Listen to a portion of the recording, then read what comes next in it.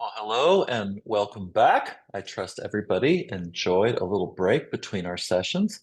Um, it is now my pleasure to introduce the United States Roundtable, which is our final roundtable for today.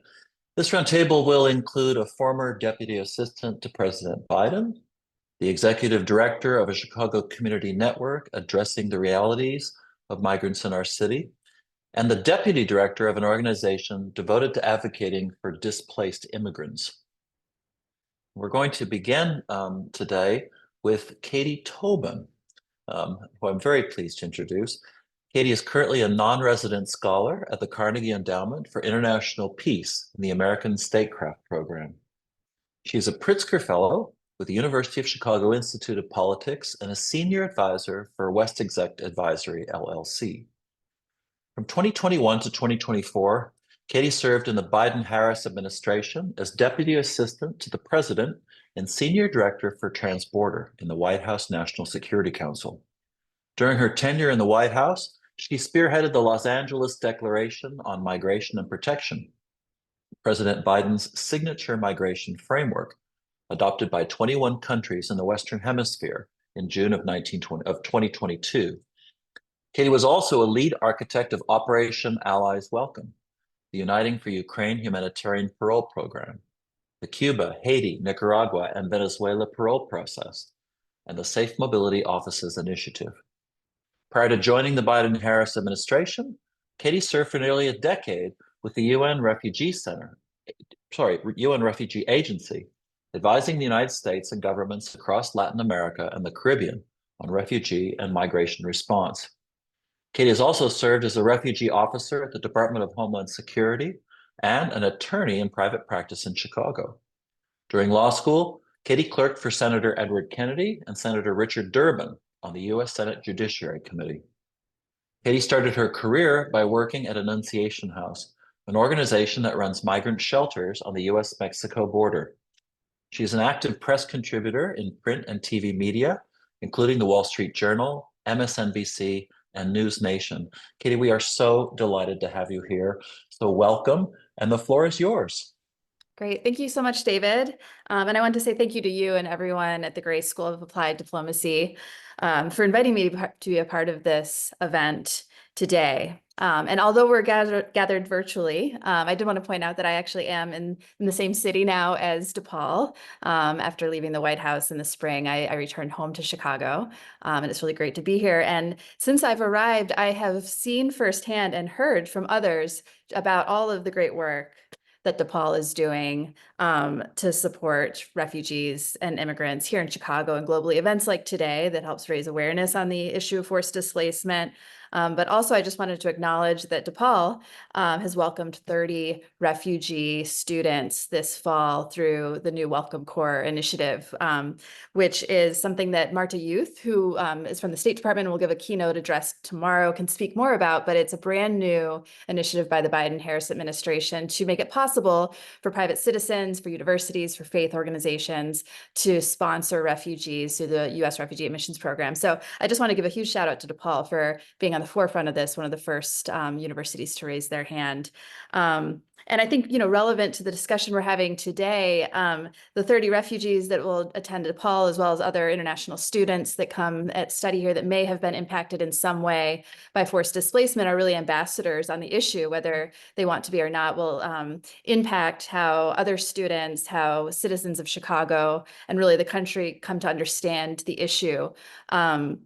And so I just, again, want to thank DePaul for taking the issue seriously and making meaningful contributions as a practitioner of diplomacy. So in preparation for today, I was reflecting a bit on the questions that you've posed, David, on the role of practitioners of diplomacy in the context of forced displacement and which institutions should be a part of this.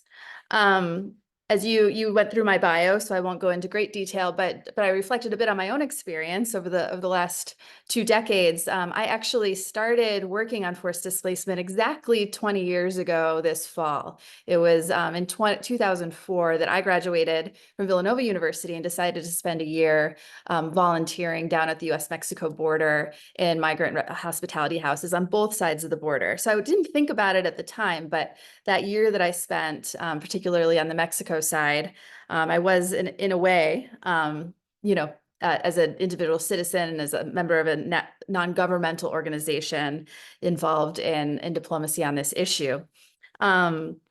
And then, as David noted, I spent a lot of time in my career, almost a decade, working for the UN Refugee Agency, UNHCR. And I believe that the United Nations and other international organizations play a really unique and central role in diplomacy on forced displacement. The UN, under the mandate, UNHCR specifically, but under the mandate of the Secretary General and the member states of the United Nations, has the ability to bring countries together on this issue, to try to build consensus across borders, to hold states accountable for the international obligations that they have signed on to under the 51 Refugee Convention and other international instruments. So I saw that they have a unique entry point with governments and other actors, and really play a key role. For the last 3 years, I've had sort of the traditional diplomatic role. I was appointed by President Biden to serve in the National Security Council, where I was involved in the U.S. foreign policy on forced displacement, how the United States was going to engage our foreign partners, both in the Western Hemisphere and globally, to respond to what is truly the most, the largest displacement crisis the world has ever seen, really last recorded at the end of World War II. So I spent a lot of my time traveling on behalf of the US government to countries like Mexico, Panama, Colombia, Europe to build trust, to strengthen relationships, to find common ground and ways in which we can work better and more humanely to manage this challenge, recognizing that forced displacement, migration issues, cannot only be solved at international borders. And just to say, the Los Angeles Declaration, which David mentioned, is really my proudest achievement when it comes to diplomacy on this issue. It was really bore out of what we were seeing in 2021 when the Biden-Harris administration came in. We were seeing, after COVID and COVID restrictions lifting at borders, a major shift in how migrants were moving, much larger numbers of people moving from many different countries, and a chaos in the absence of a coordinated mechanism. So you had a lot of countries taking individual actions that caused migrants to make many secondary movements. We really needed to come together and address the new challenge. And so we worked for over the course of about 9 months, working with the UN, working with civil society actors, working with experts in the industry, and then of course working with the governments to come up with a declaration and a 3-pronged approach to how we thought would be the best way to manage what we were confronted with, focused on integration and support for countries that are most impacted by the migration challenge, the expansion of lawful pathways and access to protection in the region, and then humane border management. So, I think it was, we saw in 2022, 21 countries come together to sign this at the head of state level. President Biden represented the United States, and you had leaders from the other countries there. And, I think that's sort of the best possible outcome when it comes to forced displacement, that you have countries and other stakeholders coming together and agreeing to work together in a humane way. Now, in terms of the institutions that should be a part of this, I actually really do think that it's critical that governments at the highest level be engaged. And My experience on this actually comes from my time at the UN. I think that sometimes you see governments relinquish their responsibility, that they really defer to the UN, to civil society to deal with refugees and migrants, and they don't invest their own budgets. They don't mainstream the issue in their foreign policy in a way that would really get results. So I think that it's critical that governments be super engaged on this and at the highest levels.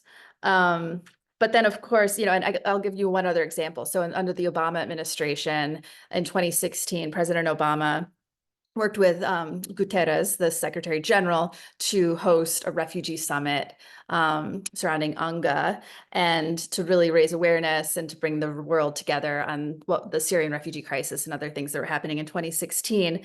This having President Obama, having heads of state come together on this, culminated in 2 regional compacts on migration and refugees. So I think having governments engaged at the highest level is critical, especially when we're facing what we are today. But then, of course, I think there always needs to be more done to make sure that civil society actors have a seat at the table and are engaged. Academic institutions, faith organizations, and then, of course, the refugees and migrants themselves, and they are often left out. And just to say, in closing, again, I know the audience here is primarily students, not only from DePaul, but from around the world. And I having worked on this issue for many years, but just particularly in the last couple years, I think that the solutions to forced displacement really lies in the hands of the next generation. And so whatever kind of practitioner of diplomacy you choose to be, whether you want to pursue a career in the foreign service or through the United Nations, or, as a conscientious individual citizen or with an NGO, we really need creative, conscientious people grappling with this issue, finding new ways of working. And so I hope that many of you will choose to go into this field, because I think it's rewarding, but incredibly important. So thank you, David. Back to you. Katie, thank you so very much. And just to think about the range of places that you have engaged this issue, it's rather remarkable. And you obviously in your own career are a bridge between so many of the different practices of diplomacy that we are interested in promoting collaboration among. So thank you for getting us started on this panel, and I look forward to your intervention as we move forward in this conversation. So our next speaker is going to be Suzanne Akra-Saloul, who is the Executive Director of the Syrian Community Network.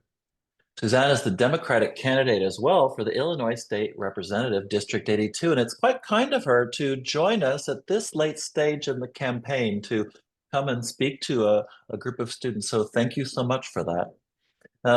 Suzanne is also the founder and co-executive director of the Syrian Community Network, SCN. Under her leadership, SCN has grown exponentially to become a strong voice for refugee and immigrant rights and a community-based refugee support organization, working in partnership with local and national refugee, immigrant rights, and faith-based organizations. Suzanne has led several community-based foundations and raised funds for many causes in Chicago and her homeland. Suzanne is passionate about community service, advocacy, and human rights. She received the UNICEF Chicago Humanitarian Award and the Illinois Coalition for Immigrants and Refugee Rights Annual Humanitarian Award. Suzanne was inducted into the Moraine Valley Community College Alumni Hall of Fame in 2020 for her work with SCN. In 2022, she was awarded Empower 10, one of 10 Arab American women making a difference in her community. Suzanne was educated in nonprofit management and leadership from Lewis University and the Kellogg School of Management at Northwestern University. Suzanne has also served as a PTA president and a board member at Universal Islamic School. And we are so delighted to welcome you, Suzanne. So the floor is yours. Thank you so much. Hi, everyone. Thank you for having me and for this kind invitation. I always love being with the DePaul Forced Migration Department, and Dr. Shajla, who always invites me and to participate in the forums.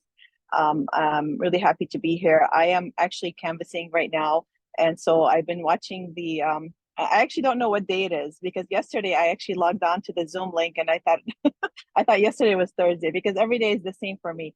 Out by 9, canvassing all day, and then home by 6 p.m. or by sunset. So it feels like every day is the same. So thank you for the warm introduction. So I am the founder and co-executive director of the Syrian Community Network, which is a refugee-based organization located here in the north side of Chicago. We were founded really in a response to the resettlement of Syrian refugees who were coming in through the U.S. refugee program with the State Department, and we wanted to provide a warm welcome for Syrian refugees as they were coming in. I had been involved with some of the Syrian refugee, the Iraqi refugees who were resettling during the war, and I saw how difficult it was and how cumbersome the process was, and the lack of support, and especially in the beginning when Iraqi refugees were coming in, how difficult that made their life and how hard it was to adjust. And I wanted to ease the burden and make it a little bit easier for my people, basically, and anyone else really, to make provide a warm welcome. And that was my main goal. And then it started to grow little by little. We added more staff. We had during the refugee crisis of 2015, especially when Aylan Kurdi's picture came out, that little boy who drowned in the Mediterranean Sea, and it was a famous picture that went viral worldwide when a man was carrying his little body after he drowned, and that's when really people wanted to activate and help support refugees, and that's where I think that it's so important to have grassroots support. Kate talked about at the federal level, at the international level, and it's really important to have all of that. And we really need the support from the grassroots. Otherwise, it will be really hard for refugees to feel that warm welcome. And in addition to all of that, that was when the outpouring of support started to come in for the Syrian Community Network, where we started to see people asking to adopt families, asking for more support. And little by little, we grew the organization and started to hire staff. And then there was on one side, there was an outpouring of support. And then on the other side, there was this outpouring of, no, we don't want to welcome Syrian refugees. And we saw that at the state level, where some of the governors, the red governors, started releasing those types of statements. And so that's when we really started to see that Syrian refugees were really in the forefront of all of this back and forth. And I truly believe that the Syrian refugee crisis led to the rise of nationalism, the rise of Trump, the Brexit. Everybody used the refugee crisis and the immigration as a tool to scapegoat and to blame all the problems on the refugees. And so this is something also that we should be wary of, that when politicians start to use migrants and refugees and immigrants as scapegoats, and we are seeing this now in the Discord with the JD Vance comments of eating cats and dogs and things like this. And as the years progressed, we started to grow our programs. Right now, we have a total of 25 staff within SCN. We have about 8 of our staff are actual refugees from Iraq and from Syria. We serve Afghan refugees. I also helped to rally some of the community members. When the Afghan refugees started to come into Chicago, I created the Afghan Refugee Task Force, because I believe that when people have support from the grassroots, it makes the resettlement process a little bit easier and less cumbersome, and you feel welcome. But I, as an immigrant myself, when I would go to a community center with people like me, it made my immigrant story a little bit easier. It makes things, you're more welcome, you belong. And so that sense of belonging is so important to feel, to start healing and to start feeling like you're whole again. And so that was I think that's really key. And then little by little, as I grew and started to do more advocacy at the national level, at the state level, at the city level, to welcome more refugees, and not just Syrians, but everyone, Afghan, Ukrainians, and everyone else. And now we have the migrant crisis that that has been going on in the last few years. I also sit on the board, and you'll hear now from Johannes later. I also sit on the board of ICDI, and I'm the board president, even though I'm on leave of absence, and I can't wait to hear Johannes speak about ICDI. But ICDI has been really at the forefront of dealing with the migrant crisis, and even my organization, we do receive clients who are Spanish speaking and who come in for services for the refugees. And so, really, my message today is that it's so important, it's so key to be engaged at the local level. It really makes a difference for someone. So for students to be involved, whether it's tutoring, whether it's being a friend, whether it's just listening, someone, being there for someone that's in your age and your peer group. It's so important to feel that welcome and that sense of belonging. It really makes a difference for me. One of the things that really changed how I felt about myself and how I felt about, immigrating was having a volunteer job. I remember being on one of the youth committees at my local mosque and creating programs and working with some of the adults and working with some of the other kids that helped, launch me into, doing things that I liked. Created those new connections. I felt a sense of belonging and a sense of purpose. And I think for immigrants, this is really important to do that. My organization, Syrian Community Network, where we have very vibrant programs such as case management, legal immigration support, after school programming, adult programming, adult ESL, citizenship classes. We have a teen program, mentoring program. We have an online support. So any of the students at DePaul or other universities can be involved in those initiatives to support and welcome people who really are just looking for a friend. And it's really, it gives them that support. So thank you for inviting me. And as one of the reasons why I'm running for office is not only, thinking about my grandson and thinking about everyone, in the future, but thinking about my community, where I come from, having that representation in government, I think is so key.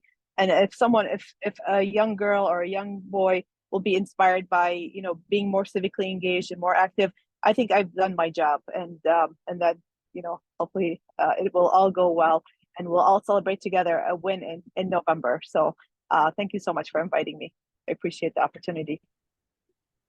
Suzanne, thank you so much for your share. And I have to say, there is something just uniquely powerful about somebody who is themselves currently involved in an election. And we've been talking about this transition of how do people who come and arrive from other countries be welcomed and be integrated in. And I just say, I think you are at this moment are acting as a multi-level ambassador for the very kind of work that we are advocating through this conference. So thank you so much. And thank you for being here in the middle of your campaign. And I think, my God, what the magic of Zoom, that somebody can come to us from their car, somebody can come to us from just anywhere. So I love that. So thank you so very, very much. Thank you. Well, we come now to, before we come to our third speaker, I just want to invite everybody who is online here to please post a question through the Q&A panel at the bottom of your screen.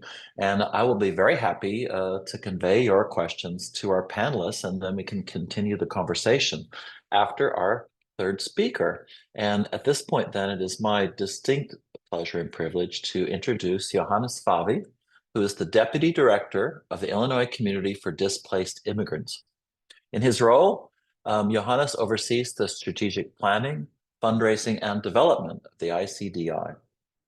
As a community and human rights activist, Johannes has led and participated in various actions and meetings with elected officials, community leaders, local organizations, and universities at both the local and national level. Johannes has authored several articles advocating for the abolition of immigrant detention centers in Illinois, efforts that culminated in the passage of the Illinois Way Forward Act. So welcome to you, Johannes, and we really look forward to hearing from you. Thank you, David, for the opportunity to contribute to this important discussion on the diplomatic implication of forced migration. I would like to start answering the question that you share with us. And the first one is the role of diplomacy in forced migration. And I believe that practitioners of diplomacy, whether state-sponsored or non-state actors, have a unique and crucial role in addressing forced migration. Their work should focus on advocacy for human migration policies, ensuring that human rights are protected regardless of legal status, and facilitating international cooperation to address the root cause of displacement, such as conflict, environmental degradation, and economic instability. Citizen diplomat, activists, nonprofit organizations like the Illinois Community for Displaced Immigrants, where I'm the deputy director, as well as community leader, also play an important role by humanizing this issue, advocating for marginalized groups, and pressuring government and international bodies to act. And to go on the second topic of this discussion, as far as the institution protecting humanitarian needs, I believe that organizations such as the United Nations High Commissioner for Refugees, UNHCR, like Katie mentioned earlier, and the International Organization for Migration, IOM, are leading example for institutions designed to protect the rights of displaced individuals. Diplomacy can amplify their efforts by facilitating partnership between state and non-state actors, streamlining cross-border cooperation, and creating legally binding international agreements that will reinforce protection for refugees and migrants. Non-state institutions like NGOs and community organizations like the Syrian Community Network must also support, as they often provide direct service to the same population. And to your last point, as far as overtaking mobility, migration, and economies, I also believe that diplomacy should shift the narrative of migration from being a crisis to recognize the opportunity it presents. Economies in the United States and elsewhere have long been shaped by the contribution of migrants. Diplomacy can help rethink the role of mobility by advocating for policies that view migration as a potential benefit to both origin and destination countries, promoting pathways for regular migration, and addressing the systemic barrier that force people into displacement. This will also involve creating more resilient, inclusive economic structure that can better absorb and integrate displaced population, ensuring that they are not a burden, but contributors to the economy and social life. So those are my key points to answer the topic that we are meant to address today. I'm not sure if you want me to speak about what ICDI is doing currently in the community, but I'm happy to pass it back to you, David.